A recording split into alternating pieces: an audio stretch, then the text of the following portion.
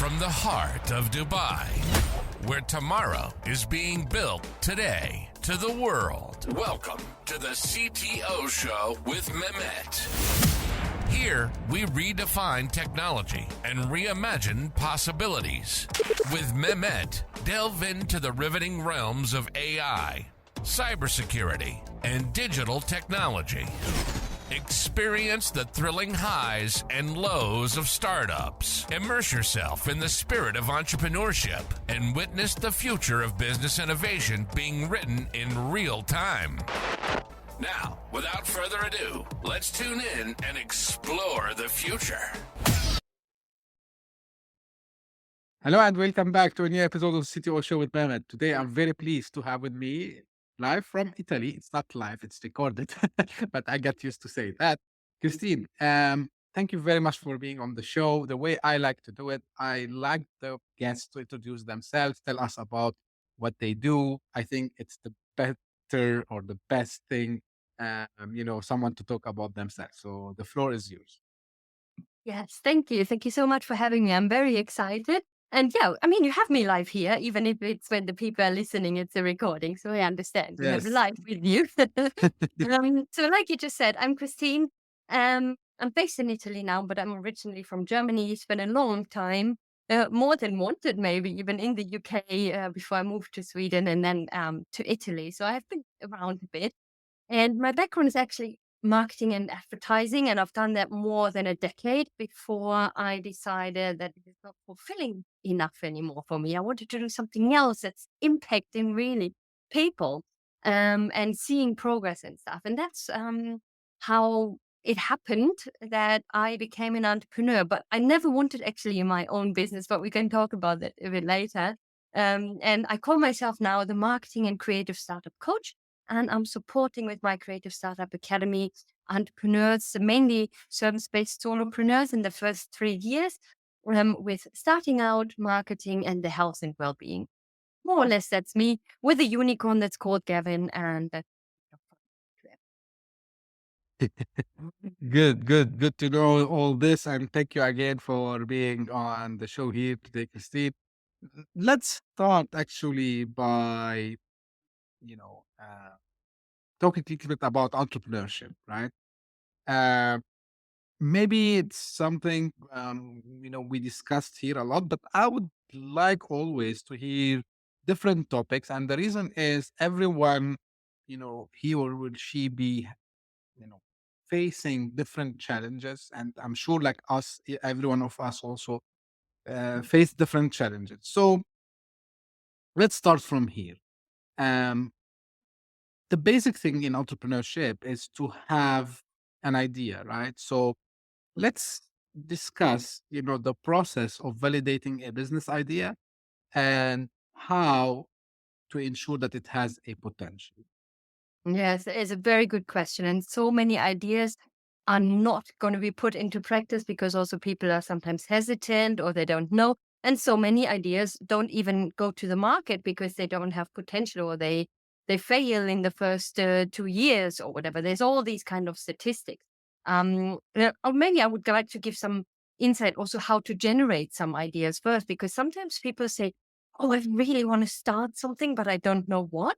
Or someone has an idea but don't know how. So there's like two scenarios.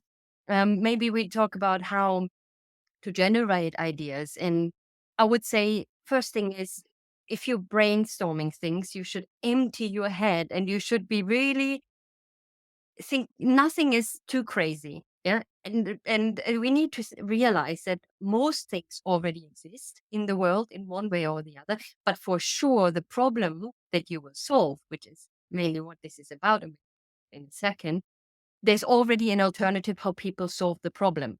But you might be able to solve it better or in a more cost efficient way or anything like that. So creating ideas, I would always look into all the things that really interest you, that light up the fire inside you, and all the things that you're good at and the skills that you have. So, and when I mean by skills, I mean also certifications, software that you know how to use it. So really the practical things. And I always tell people list everything and then mix and match and see what comes up. Because maybe someone says, oh, the things I really love doing is taking a bath. And that might now sound a bit strange. Okay, so what does it have to do with business idea? And then maybe they say, I'm really good at listening and I really love helping people. So maybe they become the first therapist in a jacuzzi, you know? You never know. And there's, so many ideas that you can come up with. And like I say, when it's at the idea stage to create the ideas and to brainstorm, nothing is too crazy. But how, and that's coming back to your question, is how do I actually validate that this is probably going to work? Okay, Yeah. there's many factors on why it might not work and why it might work, especially if you have things happening in the world that are unexpected. We had a pandemic that no one expected. Lots of people lost their business. Lots of people had to pivot. And for lots of people, it was an opportunity. So it's not just up to you and your skills and who you are and how you handle your business. It's also up to what's happening outside. So these are the first thing to acknowledge, of course, to know, okay, there might be always a chance that it's not working, but this is about taking risks. And we can talk about minimizing those risks and also my journey to minimize risk, becoming an entrepreneur afterwards if you want to. So doing your homework is really important before you start. However, I would also always say start before you're ready, because sometimes people start something because they don't feel. Mm. But what does it mean to feel ready? We never probably feel ready. And I can always say, if people want children and they want to wait until they're ready, you probably never have children. So that's similar, because in one way or the other, your business is your child in the end, because it's born out of your head instead of other parts. And you need to do your homework. You need to do some market research. Okay, it doesn't mean you have to create a 150-page business plan. That you have to do if you want to look for investors and things like that. That's a different thing.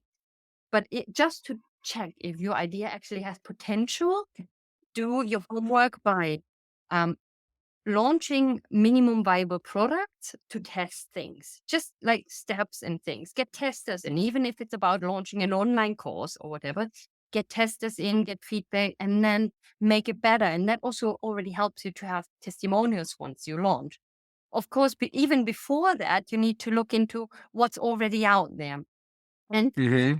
that there's probably already competitors, direct, indirect, if you want. So there's always, if someone tells me there's no competitors, I'm just laughing, because it's not true. You have always, even an indirect competitor that is solving the same problem that you will solve in another way. But like I mentioned at the beginning, maybe they do it in another way, and maybe you do it in a better way. And that's okay. So for sure, look at your competitors, because that can also give you some insight what works, what doesn't work.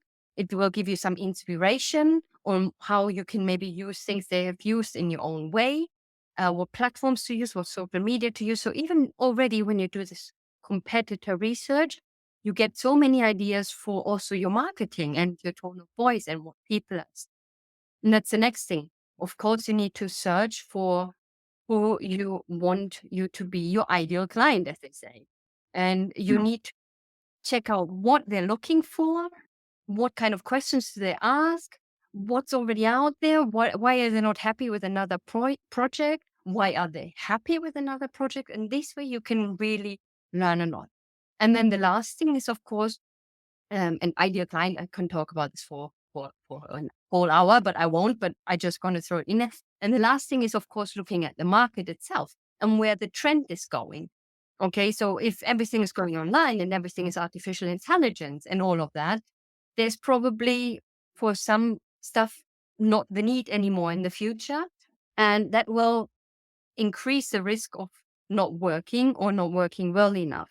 And then you can also use all of this research that you've done and all the statistics that you actually found out. How many people are there actually potentially that want to buy my product, if that's actually financially sustainable as well. So one thing is, okay, this idea will work, but will it work enough for that, what I want to achieve?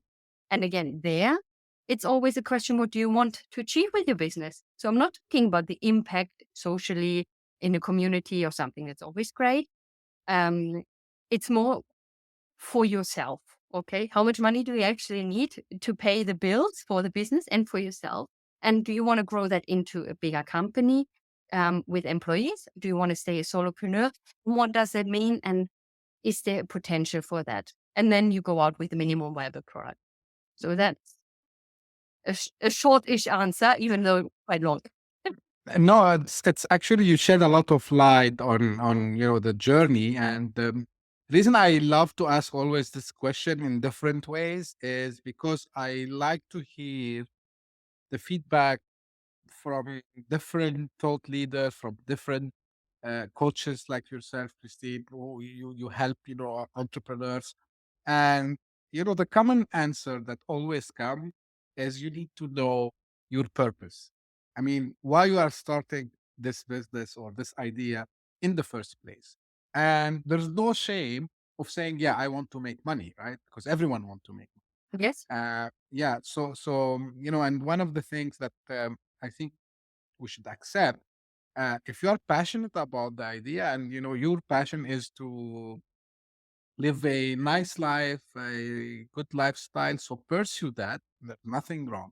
Now, you mentioned something about uh, the risks, right? So can you elaborate a little bit more? And you said like you can share from your own experience as well. So what you can tell us about the risks?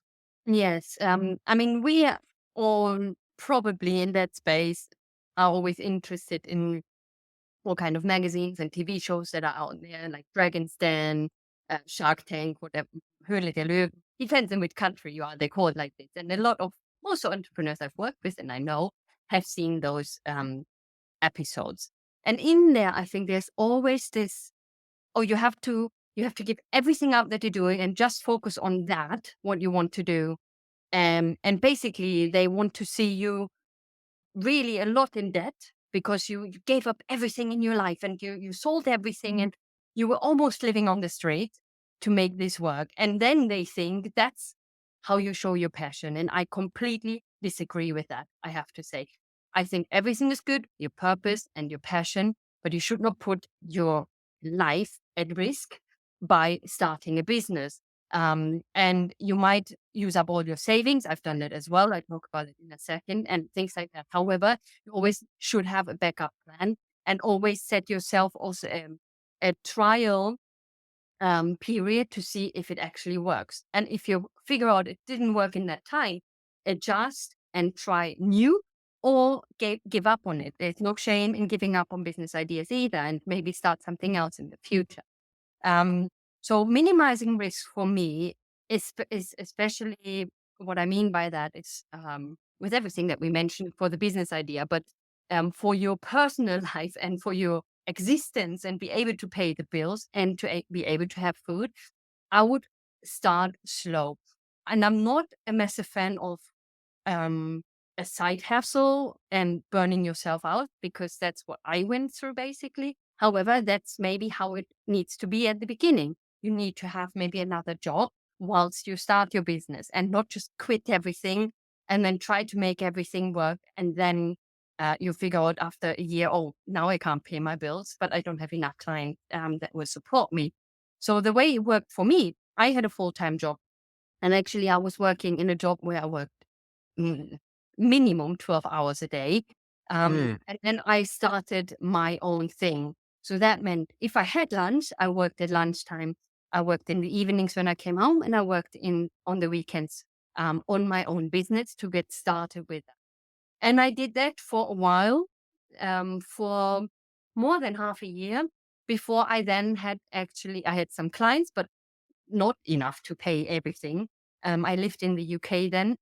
There's maybe some cheaper countries, of course, to live in, but I lived in the UK and was not enough to pay the bills.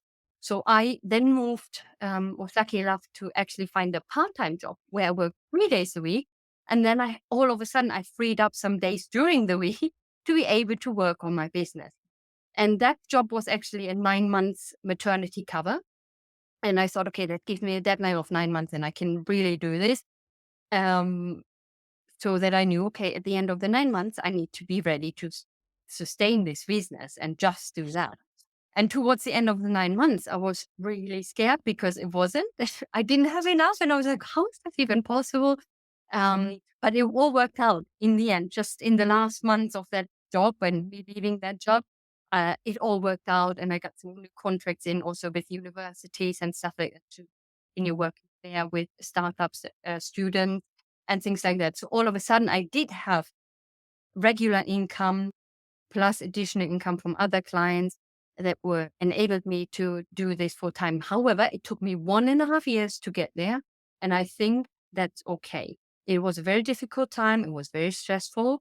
However, that is what it might take from a financial point of view to get there. I also used up all my savings that I had. Wasn't much anyway in the UK. But that's okay. I did that.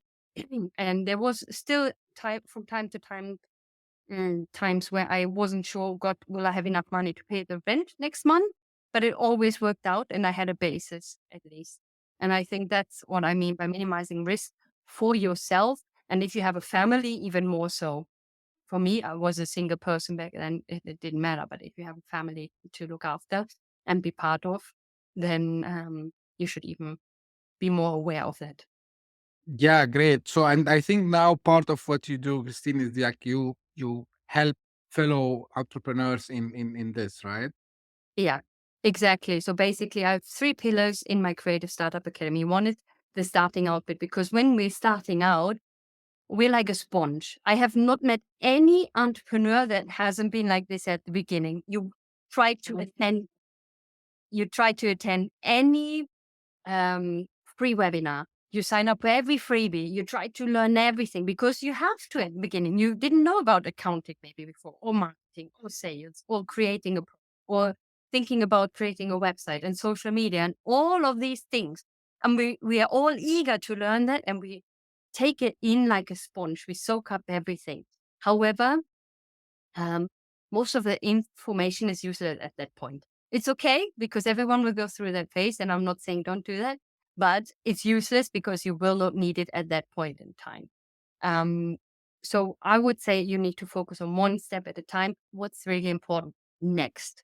And this is what I do in my academy with the starting out pillar. Then a year or two in, usually people want to take their marketing a bit more serious and they want to come up with a marketing plan, but they don't have a lot of money or not maybe too much. They have time, but not a lot of money to spend. So I focus really on low and no cost marketing strategies and how they can implement them. And then the last pillar would be the health and well-being pillar, because we're as entrepreneurs, we love what we do and we burn out slowly without realizing, I think, because it's really difficult to switch off and to separate your personal life from your business life because it all melts into one, but you have to do that. And I support people with that as well. That's great. Now, while preparing for the episode, I went through your biography, and I found out because I before jumping to something else regarding moving to the marketing and to the Yeah. mental health and all this well-being. So you wrote a book about productivity formula. Can you share the formula with us? Yes, of course. More than happy to do that. So, like you just mentioned, so the productivity formula is one of the formulas that I developed actually because I'm a bit obsessed with writing books. I wrote about 20 books, Wow. and I love working with acronyms. And I never wanted to write anything about productivity. I have to tell you, because there's so many books out there that are so good that I thought there's no point in me writing something about productivity. Then on the other hand, everyone that I worked with and everyone that knows me said, Christine, you are the most productive person that we know. So we need you to write something about productivity. So many people said that, so I did. And the productivity formula, like I just mentioned, is based on an acronym. And the acronym is called OUTPUT. Okay. And it stands for, it's 6 steps, therefore. So the O is for observing yourself, because you need to actually know how you're working and what you're doing at the moment, what distracting you at the moment, and so on, before you actually can improve anything. Before you become more productive, you have to observe yourself and see what's happening. The second step, the U in output, is unbox your motivation. So you need to know what actually motivates you to get there and to keep going and to not procrastinate, even with the tasks that you don't like. And there are for every single entrepreneur that you don't like. And some of them you might be able to outsource, some of them you're not. Um, the T in output is tackle your distractions. So again, you will have observed what's actually distracting you. Now you need to look into how can you minimize those distractions. And that means maybe simple things like putting your phone in airplane mode.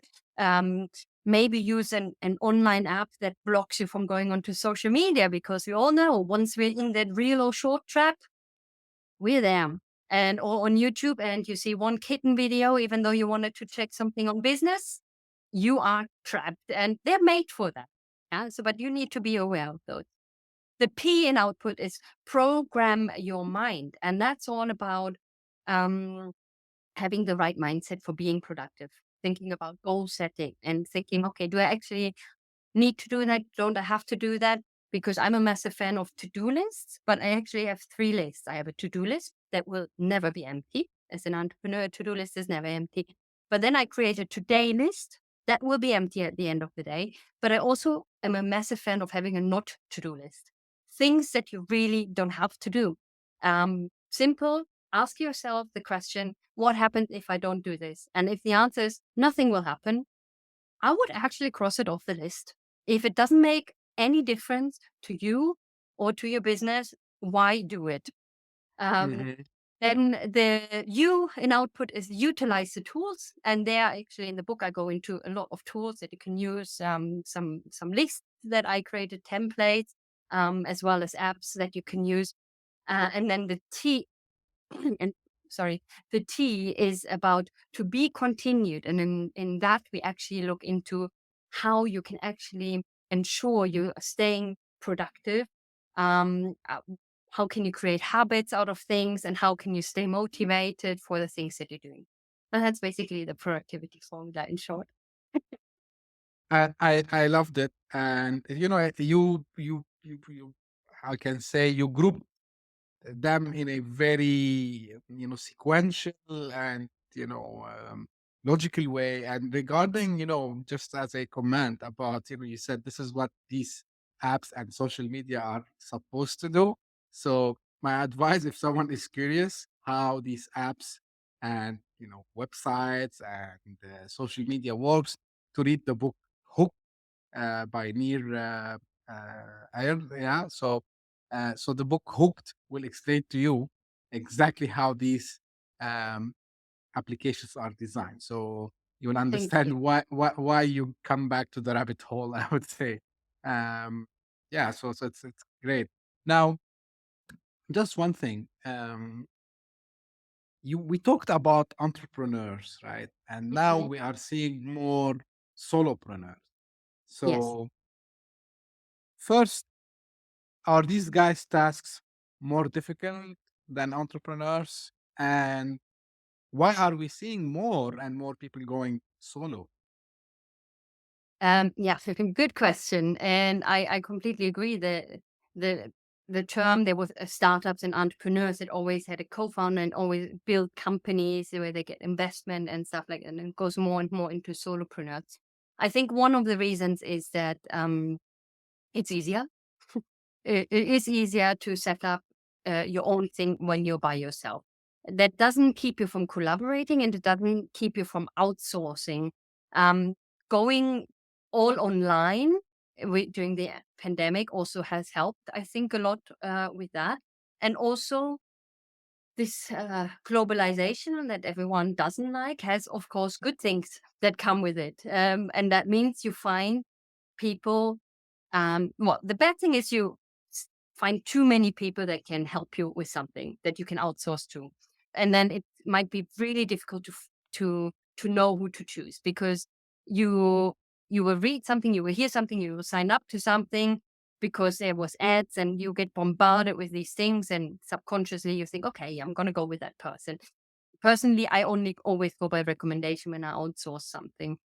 So being a solopreneur from a legal perspective and also from a productivity level and from getting things done will be much easier than being in a team, because it's you who makes the decision. It's your way. If you start working with other people, then it will be all much longer. And also there, I speak from experience. I love collaborating with people. I've done live trainings together with people. I'm co-writing a book with someone at the moment, but I can see how it takes at least 3 or 4 times longer than it would take when I do it. And I think some people also shy away from employing people, which I understand, because there's a whole lot of tax and reasons and responsibility behind it that a lot of people shy away from. And again, you don't necessarily have to, because you can outsource. Okay, I have a strategic person I work with. I have a digital agency that I work with. I have a VA that I work with.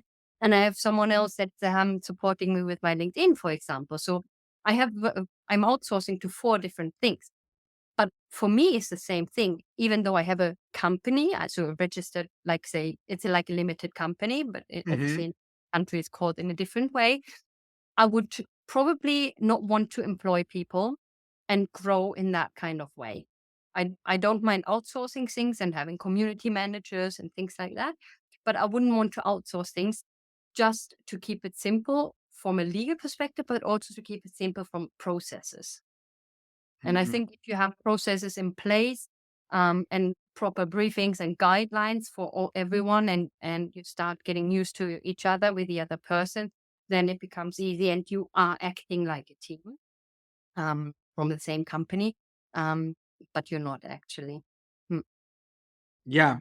Um, from experience, I say, some people they like independence, right? And they don't like, to be sharing their destiny with other people. Maybe a couple of feedbacks I received from friends who did that. Another one is, as you said, some people they say I don't like to manage people, or in a sense that they are directly reporting to me and establishing, as you said, these processes. The other thing, which I agree with you on, it's like the pandemic showed people like, yeah, I can do the things the way I want, the time I want, and if I have, let's say, 10 clients per quarter, that's more than enough for me. And, Mm. this is the lifestyle that I want to live. So why, go into the corporate and, raise money for the company and do this? So yeah, like it depends. Like there's no right or wrong answer, I would say here, in my opinion, No. 100%. Now let's shift gear a little bit to marketing, right? So, Mhm. and this is something, honestly, Christine, I started to see more and more, and for in my opinion, it's for the good. But again, I like to ask the experts here, and I'm asking you about the concept of low and no cost marketing strategies, Mm. and how you have seen them effective for startups. Yeah. Very good question. And I think they can be very effective. It always depends on the person and what that person is doing, or that startup, or that solopreneur. Let's say, let's call them an entrepreneur, and that Yeah. included also freelancers and things like that. So yeah, first thing, of course, a lot of people don't have a lot of money. And that means even, and I put that in air quotes for everyone that's just listening but not seeing, just 500 euros, pounds, dollars a month, whatever, is maybe too much, especially if you're in the first 3 years. Because what you do first is you try to get money in to cover all the costs, and maybe to grow a bit, and maybe to outsource something, maybe to buy a new software that makes things easier, um, and for that kind of reason. And then you might think about marketing. So for most people, also marketing is not the first thing on their list, but it should be, I think, because what marketing is telling people what you're doing. And if you're not telling people what you're doing, no one will know and no one will buy what you're offering. So I think that's the first thing to get clear in the head. A lot of people shy away from marketing, rightly so, because it's a big topic that you not just learn like in accounting, you understand how Yeah. accounting keeping works. It's something that constantly evolves, that needs an innovative mind, and you try over and over new things, and you need to set goals, and then you need to test, and you need to adjust. So there's also a lot of work involved, and that's also why people won't do so much. When it comes to if it costs money or not, or if it costs just a little bit of money but not too much, I would think you can have pretty much the same impact. Again, depending a bit on what that person is offering. However, generically speaking, I would say if you spend time on things and do it well, you can have the same impact than when you put money into that. Now, I have tested that myself with all kind of things because marketing is always a bit trial and error. Of course, you should minimize again the risk there and do your market research and go where your target audience is and actually use things that you are comfortable with using first and get something right before you move on to the next thing. So what I see often is people just spend a lot of money also on ads on social media, for example. Oh yeah, if I just boost a post for 5 to 10 euros, then it tells me I get 3,000 views. Okay, but what's happening after that? So first thing is, of course, having all the backup set up, the user journey. What do the people that see you on social media, if we stick with that medium, what should they do? And how will you take on their journey afterwards? Because there's no point boosting a post and then there's nothing to do for them and there's nowhere to go for them, and so on. However, there's so many things where you can find cost-effective alternatives also. So if we're talking about email marketing, a lot of times there's, okay, this is free, but only for so many emails or only for so many subscribers. And then all of a sudden the costs explode and still they might not convert all, but all of a sudden you have 2,000 subscribers and all of a sudden you have a lot of costs that you have. So I'm a massive fan of finding software deals or software where you can buy lifetime access and without basically any limitations. And then you go into that. So that's something that I always recommend if you're looking at the software kind of bit. The number one thing every single person, in my opinion, needs to do if they want to have their own business, if they're an entrepreneur, the one thing, if someone would ask me that they should do is networking, because they say your network is your net worth, but it's really true. It's overused, but I throw it in there anyway. And for so many reasons, support for yourself, ideas for yourself, bouncing off ideas, maybe a shoulder to cry on, because we all know if you're not born in an entrepreneurial family, your family or friends that are not entrepreneurs will not understand the challenges, but fellow entrepreneurs will. And it's also good to be true and ask for help and see what they say, or maybe just shout and cry. But also, of course, for finding collaborating partners for other projects that you might want to do together to tap into their network. Plus, of course, in the end, for referrals or finding clients. So that would be my number one thing. And that doesn't necessarily has you don't necessarily have to pay. There's obviously Yes. networking events that you can pay for, and there's networking groups that you can be part of that you pay for an annual fee, but that's minimal compared to what you would have to spend on Facebook, Instagram ads, for example. You don't even have to start less than 600 a month. And that probably doesn't get you anywhere because people buy from people that they know and that they can trust, especially if you're coaching, consulting, or offering any service-based businesses. People need to get to know you. Right. Right. I see this mistake a lot, where people actually I did it also a couple of weeks back, although like I knew it was wrong. So I relied a little bit on LinkedIn ads, for example, and Google ads. And I knew that I said, okay, maybe things change, but it didn't. And the best thing that work with me is, as you said, like network. And I think and this would be my other question to you. What about also trying to build a personal brand? How important is that? extremely important because I mean, if you are not a personal brand, and what does it mean actually? Again, this big term, and people, I need to build a brand. I'm not McDonald's, Starbucks. We're not talking about. We're Yes. talking about being consistent in the message that you put out there and being authentic and your true self. And that means you have to know who you are. And I wrote another book about that, of course. But there is you need to figure out who you are, what's important to you, what are your values.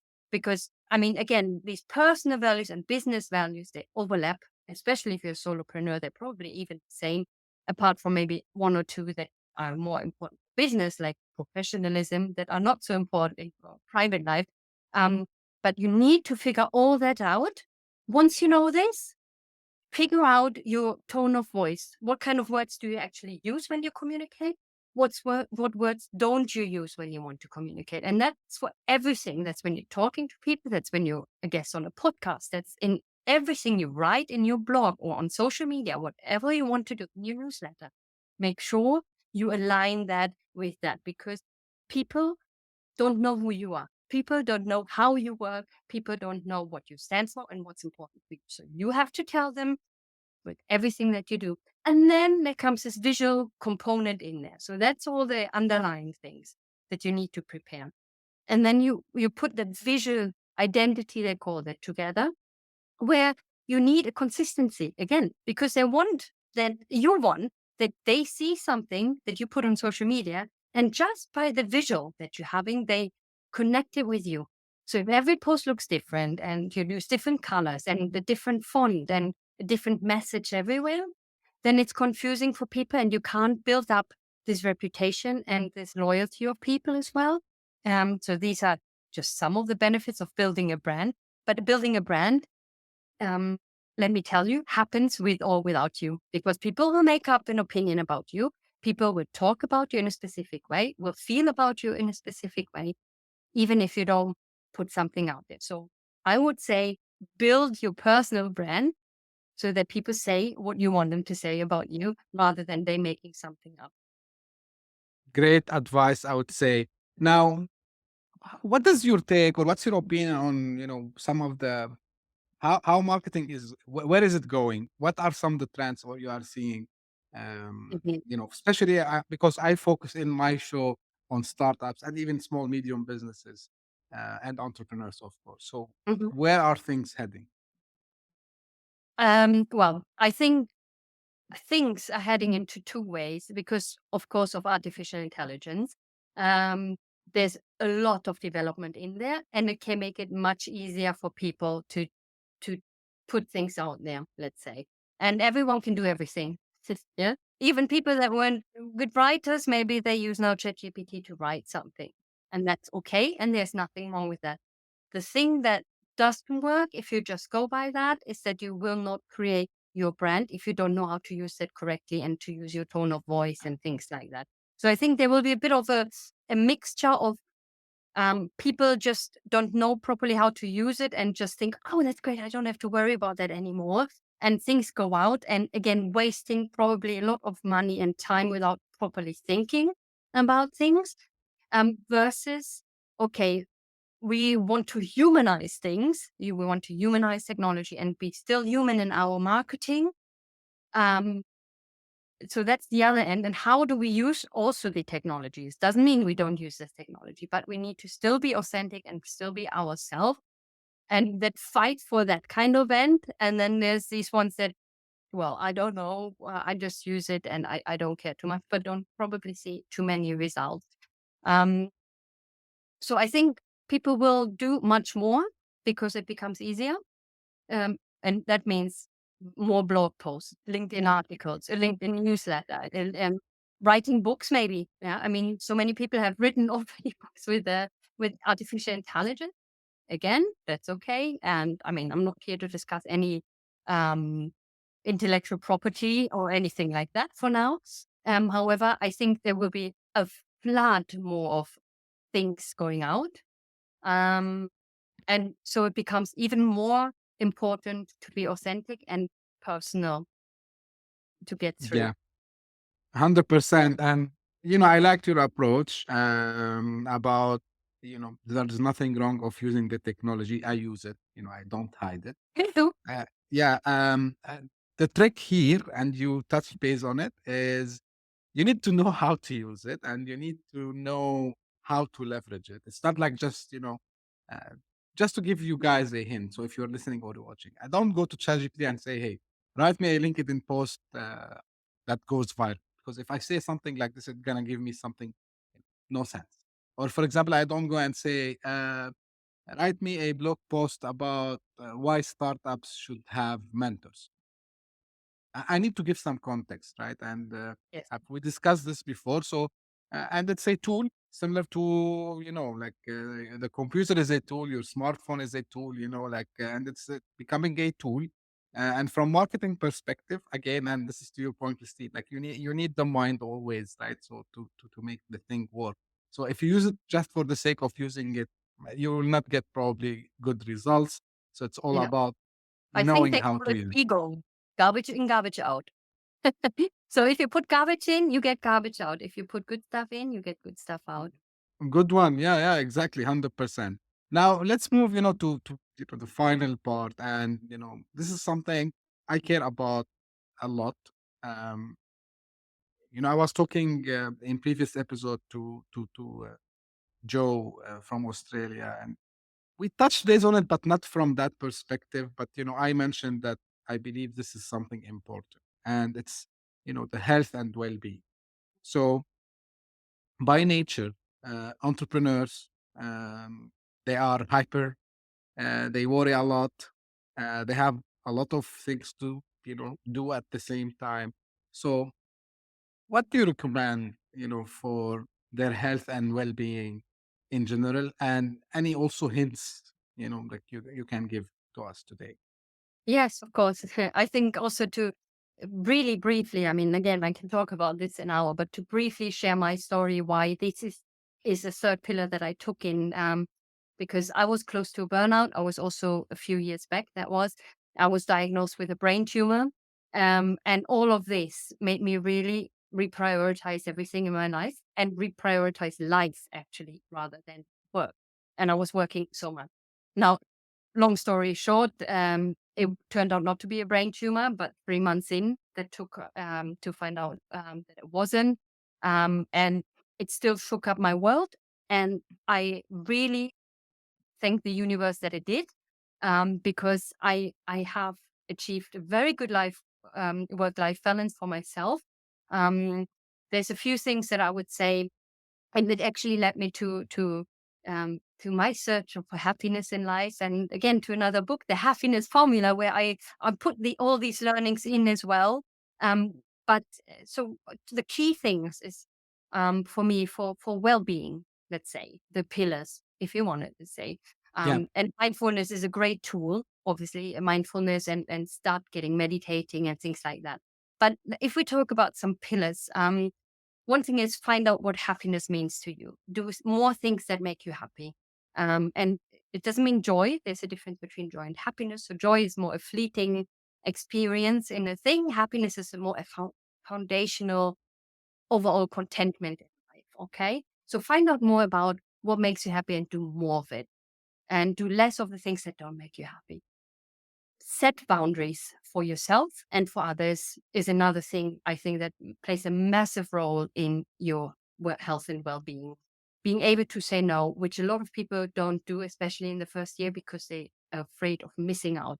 So, and that is not only works or clients that are difficult to work with, and you get through that.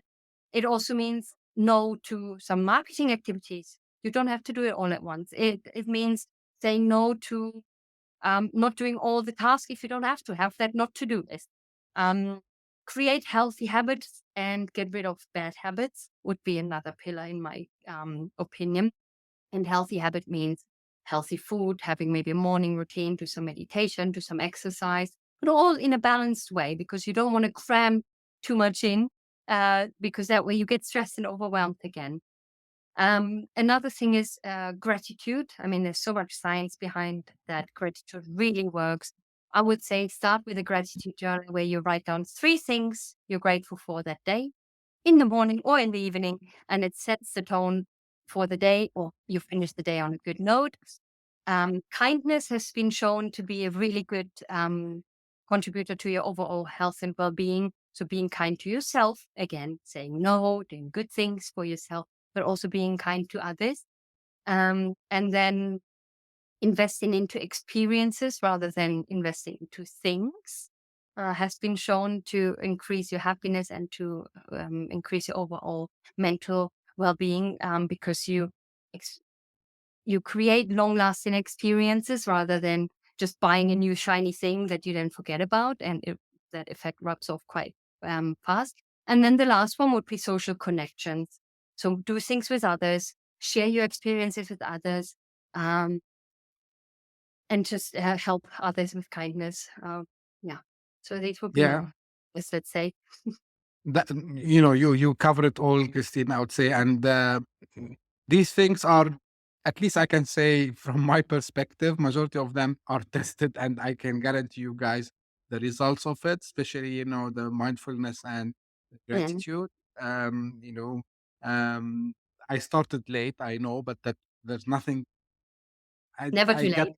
never too late. Yeah, I get to know about this, late. That is never too late, actually. Exactly. And it's like, it put you in a better position, especially if I'm talking to entrepreneurs and, just sharing my experience. If you're about to have a big decision, or maybe uh, you're passing tough times, nothing can, at least for me, can beat what mindfulness did. So it was very helpful for me to take some major decisions. Yeah. And changing, the way I look at life and the universe and all these things. So guys, don't, I know, like, you are maybe, if you are like younger than me, you are now excited, you have this idea, but slow down, because you need this. You need to avoid burnouts, same Yeah. as what Christine mentioned. You don't need to be in trouble. You need to be healthy. Actually, you need to be healthy so you can excel in whatever you're trying to build, whether it's a business, let's say small, big, startup, solopreneur, whatever you are trying to do. So you need this to be healthy. You need also this to be healthy. So Yes, um exactly. yeah. So amazing insights, Christine. And like, I love when I see, people have this combination of knowledge and they share it. So you shared that with us today. Now, what is your, if you want to advise younger entrepreneurs or startup founders, what you would tell them? Um, well, do your homework before you start, but start before you're ready. So the two things that we already mentioned. Um, and do it for as long as you enjoy it. If you don't enjoy it anymore, you will start to burn out, and you will start being less motivated, and your business will fail. So do it for as long as you enjoy it. And then it's never too late or never wrong to change an idea, let go of an idea, and start anew. And that's what I also do with mine. I say, I do this for as long as I like it. Who knows? At some point, maybe I say, I don't like it anymore, and I do something else. And I Which think is that would be, completely fine, yes, right? exactly. People sometimes think, no, I had this now, do this for the rest of my life. No, you don't. It's your life. You decide. And these days, it's the easiest ever possible to change what you're doing. Yeah, because, and just to agree with you here, Christine, like, guys, think about it. We always evolve in our lives. So Mhm. you are not the same when you were like 2 years old. You are not the same when you were 10. You're not the same when you are 15. And all this. So it's normal. And because, every phase of life comes with its own, I would say, passions that you have, or purpose that you think about. Of course, from my experience, when you reach certain age, of course, things start to more stabilize, and you know more what you Yes. need. Yeah. At But the end, keep you know more experience. what you want and what you don't want. Yeah. Very So keep important. experiencing. And this is what I think I love what you said, Christine. So keep experiencing until you find really, your real passion. Because, and I'm saying this to maybe it's very, very younger generations who Mm. are still maybe in college or even in school. And I know what you are thinking, because I was there before. say, okay, I want to do this. And you find out, you know what? You work in it 2 years, 3 years, and you say, it sucks. I don't want to do it. Yeah. Yeah. So Christine, where can people find more about you and your services? So I think the easiest is to go creativestartupacademy.com, all one word, and you find all my links to my LinkedIn. Feel free to connect with me there and all my social media, but also obviously everything that I do. Lots of free stuff as well. So I'm about giving. I love giving and kindness. So I developed lots of free things for people and resources to use. That's great. I'll put that in the links. And my very last legacy question, I'm calling it now, after 180, I think, I'm not sure. Oh, it will be maybe 200. I'm not sure what's the number of this episode will be. But anyway, um, is there anything that you wished I asked you and how you would answer?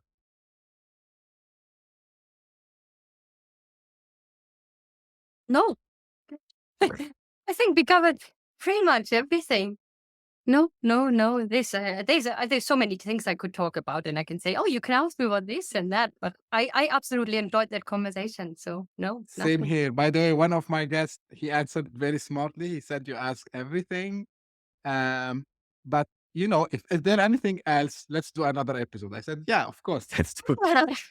There you go. Yeah, Yeah. it was a very, very nice answer. And by the way, people thinks, that I do this to put pressure or to make it like exciting. No. It's just like a way to just finish where me and Exactly. the guests, we laugh together. I really enjoyed today's conversation. I think, Christine, you shared a lot of lights on the three pillars that you cover about starting, about marketing. And, for me, it's recently I'm talking more about it and people asking Mhm. why well-being, mental health in a show called the CTO show? And they said, guys, it doesn't matter. Like Integral part. entrepreneurs, yeah, and technical people, specifically technical people. I mean, people who works in technology in Yeah. startups, they want more of this. And we've seen last year what happened with the layoffs, and unfortunately, it's still happening. So we need to get to this, and we need to educate people on being prepared for such situations, and not to find out all of a sudden, "Oh, okay, like we have all these issues." Get prepared, guys. And this is what all the show is about, is to cover anything related to startups, entrepreneurs, and of course technology in general. And this is why I'm bringing more and more thought leaders like Christine who can cover these topics, because I don't have that experience same as she has. So I hope you find it useful, and I hope you would enjoyed it also as well. So as usual, this is how I end my episodes. If you have any question, any feedback about this episode or the show in general, don't hesitate. Reach out to me. You can reach me by email. You can reach me by all my social media handles. Mainly LinkedIn is where I am, and you can see it here in the frame. And if you are interested to be a guest on the show, same as Christy was guest today, don't be shy. My guests are like global, from all over the place around the globe. So time zones is not a difference really. I record with people who are on the West Coast in the US. I record with people who are in New Zealand. So, and I'm in the middle. Luckily, I can afford this because I'm in Dubai. So don't hesitate if you want to reach out. If you have a inspiring story, you have an inspiring technology, you have anything related, to, as I was saying, to entrepreneurship, startups, and the tech, reach out to me. I would love to hear that from you and spread it across the world. And as usual, I hope you enjoyed. Thank you very much, and see you again in the next episode. Thank you. Bye bye. Thank you. Hit that subscribe button, share the show with your tech-savvy friends and fellow entrepreneurs, and leave us a review on your favorite podcast app. Your support means the world to us.